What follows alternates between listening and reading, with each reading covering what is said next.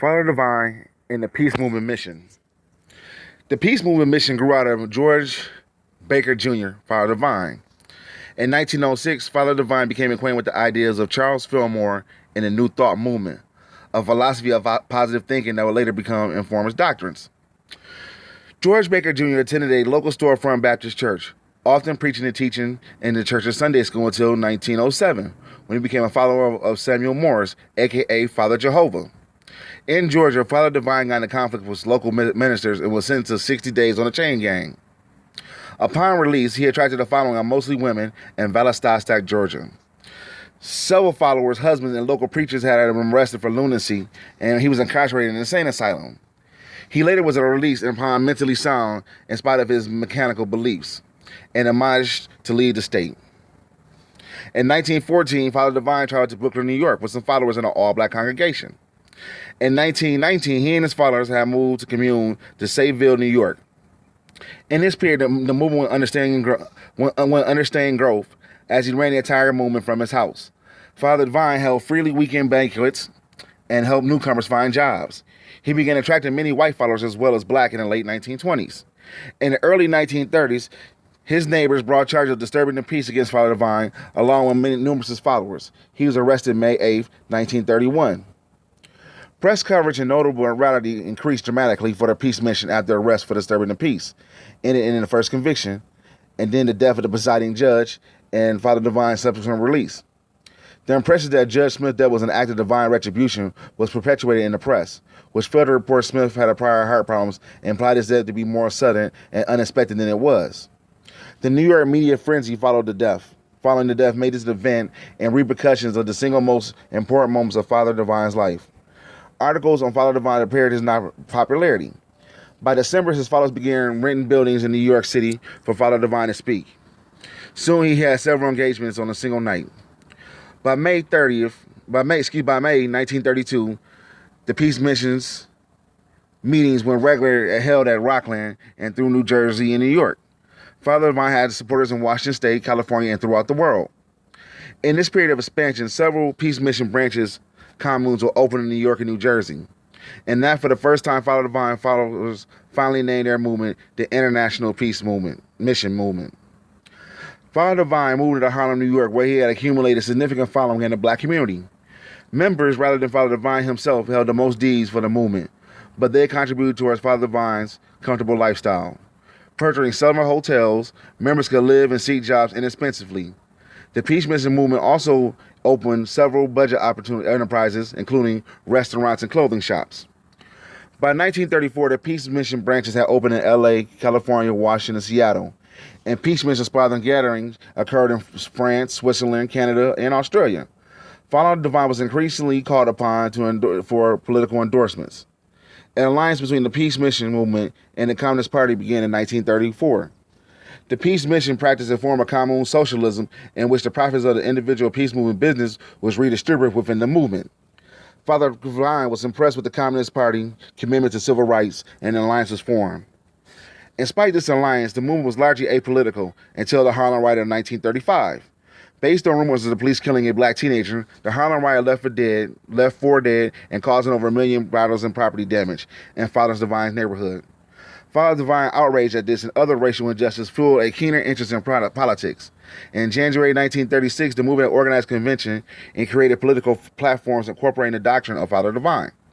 Among other things, the delegates opposed school segregation and many of Franklin D. Roosevelt's social programs, which they interpreted as handouts. Other plans called for nationalizing and the government control of major banks and industry.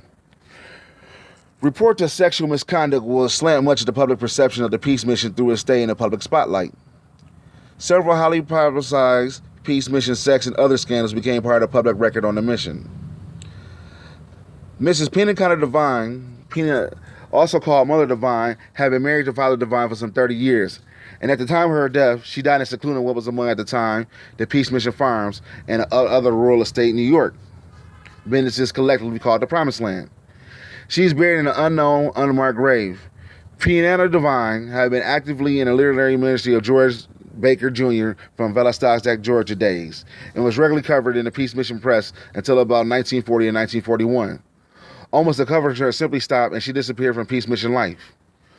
Almost no one knew that Mother Divine had died until 70-year-old Father Divine remarried to his 21-year-old white Canadian secretary, Edna Rose Riching, who was also known as Sweet Angel in the movement, and became public knowledge after her visa came up for review. Father Divine claimed that his young secretary was deceased as a deceased wife returned. Critics of the movement began to believe that the elderly and supposedly celibate Father Divine's controversial marriage to a 21-year-old secretary would destroy the movement. The peace mission response was institutionalizing of celibacy, the wedding anniversary. Despite predictions by some in the press and other imminent collapse of the entire movement, the marriage became one of the most important celebrated events in the peace mission. Reincarnation had not previously been an emphasized part of Father Divine's doctrine and had not become a regular part of the theology until around 1960. Followers at the time believed Pinnacle was an exceptional case and viewed the return as Sweet Angel as a miracle of Father Divine. The doctrine of reincarnation is now accepted and regularly teaching at the peace mission. Through this period through 1942, Father Divine centralized the movement into a formal church. All this is to reduce the number of his outposts and put the organization under firmer control in the Northeast. 3 formal churches were set up in 1941: the Circle Mission Church, the Unity Mission Church, and the Palace Mission Church. Although they all had the same constitution and doctrine, they were financially independent. This redundancy made the movement more stronger against legal attacks. The peace mission political focus on anti-lynching measures became more resolved. By 1940s, his fathers had gathered 250,000 signatures in favor of an anti-lynching bill that Father Divine had written on it.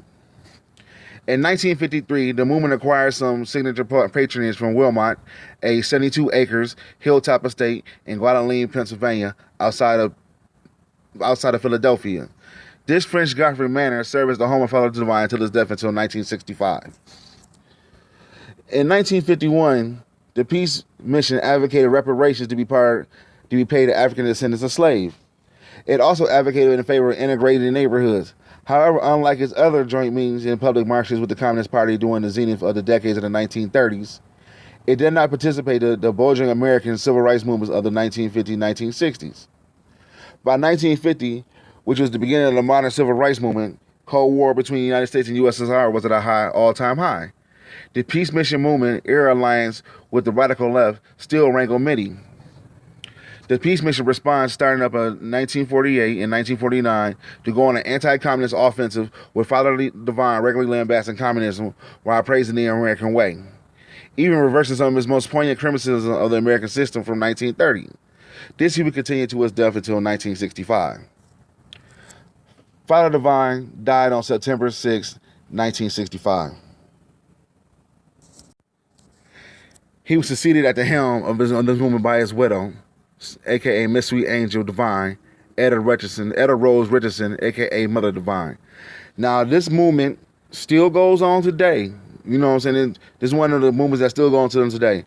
Now, the reason why I did this and highlighted the Father Divine movement, because it basically was an offshoot of the Garvey Movement.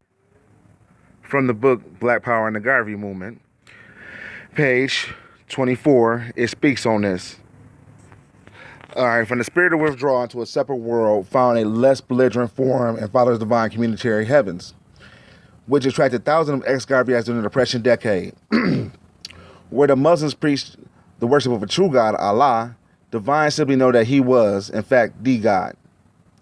When the Muslims foresaw the long struggle to achieve a new world, Father Divine announced that the new world was already here, with him.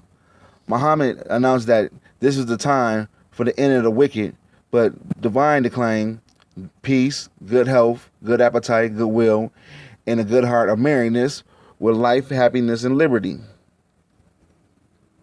and eternal life. I give you joy and peace. I am your happiness. I am your joy. Whatever you need, let my spirit do it. I command and demand everything else I desire. God in the midst of you, save to save. I am here, there, and everywhere. Dial in and you shall find me. Aren't you glad? And his followers responded, thank you, Father. The Father Divine Peace Mission was not ideologically a black nationalist or even all black. Divine declared that he did not distinguish on the basis of skin color, and nearly 10% of his followers was white. Yet the Peace Mission had a strong attraction for UNIA members, where the Negro World columnist Samuel Haynes complained that Garveyites are seeking a reincarnation of Marcus Garvey. and a divine father. What they were really seeking was the continuation of social, psychological, religious, and economic autonomy, which had been the goal of the Garvey Movement. In the midst of the worldwide economic depression, Divine constructed the most successful communal movement ever developed in the United States. Let me read that again. Divine constructed the most successful communal movement that ever been developed in the United States. Between 1931 and 1936, his peace movement grew from an insignificant handful into an organization claiming over 1 million followers. All wages and benefits required by the members went to support the cause. Some of these earnings were used to purchase apartment complexes, and which was turned into communal living quarters segregated by sex. Even husbands and wives were separated, celibacy being one of Divine's main stringent rules. Many followers could find work in Father Divine's restaurant, laundries, and numerous communal farms in New York and New Jersey. The best remembered aspect of the peace mission during the heyday was a 10 to 15 cent meal, which inspired cooking. All were welcome to the heavens, and after dinners, visitors could find lodging for minimal rates at Divine hotels. The devout believer was the reward was with a pure communication with God and the benefits of faith healing, and the holiness and sanctification of the galleries, events, and affairs. In return, members were expected to give total dedication to the Father and work for the mission. The Depression doubtlessly helped the movement. Thousands of blacks desperately needed food, housing, and employment, and requirement that all income be given to the mission was easy to bear when there is no appreciable income to earn outside the movement. Even the prohibition on sexual relationship was palatable for many followers, too impoverished to afford the luxury of a family life. Father's divine ability to provide food, housing, spiritual guidance, jobs, prepare the faithful into his conception of a society which the poet Claude McKay described as 1. No sex, 2. No race, 3. No color, 4. No money. These things was irrelevant because the Father had brought heaven to earth, and heaven such matters did not count. Yet the modern-day world was not easily ignored. Divine world relationship to the society at large was defined in a 14 divine righteous governmental platform.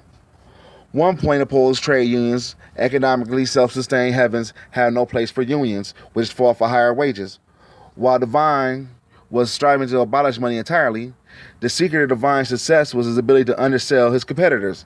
Thus, his platform opposed also the New Deal legislation, which deprives the individual of the rights to sell goods for little or nothing if he chooses to. Another plan reflected the belief in economic socialism, communalism, and suggested a naturalization of all idle plants and machinery. As many of the faithful were former followers of the dole, Father Divine participated in aware that degrading the methods of the welfare department, and one of his plans called for the abolition of regulations requiring Americans to declare themselves destitute and go on relief rolls to attain WPA jobs. Other plans demanded that a federal anti-lynching law and immediate legislation to make it a crime to discriminate in a public place against any individual on account of race, creed, or color. Aside from the positional statements such as Divine's righteous government platform, the movement rarely involved in politics or social struggle. To display Divine concern for black people outside of his movement, Divine did make token appearances at a few rallies and parades in Harlem, called by other organizations to fight for better jobs and housing. Though Divine Peace Mission only tied to the UNIA was through its large ex-Garvey membership, the movement lifestyle was not unlike that of the UNIA. Whites were represented, but the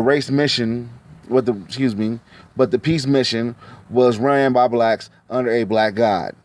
Grassroots followers in both movements found a spiritual escape and established Christianity, and sought to build separate economic institutions and overcome white racism primarily by developing independent power base within black society. Many Garveyites were no doubt, reluctant to join the movement, which officially rejected the concept of race.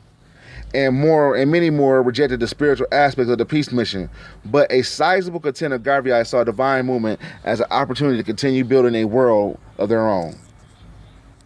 So that was a reading from the book Black Power and the Marcus Garvey Movement. The reason why I did this is because he commanded a worldwide movement and had a lot of Garveyite flowers that was about economic self-independence and being sovereign, a nation within a nation. He had a concept that I wouldn't fuck with, what I'm saying, but some people think like that. But that's just part of history, groups that we had. And it still goes on to today. The woman, he married a white woman, as stated, and the movement's still going on today. It might not be as strong as it once was, but you know, that's how it once went. So something to think about in the organization and doing our things. And this is just 100 years ago. That's another thing I explained to some of these, you know, a lot of people that talk. This is 100 years ago we had these organizations like this. It's a plethora. Today, now, you know, the African people in the United States, nowhere near that. Nowhere near the organization. Nowhere near the financial dependency, the independence financial, you know what I'm saying, that we had back then.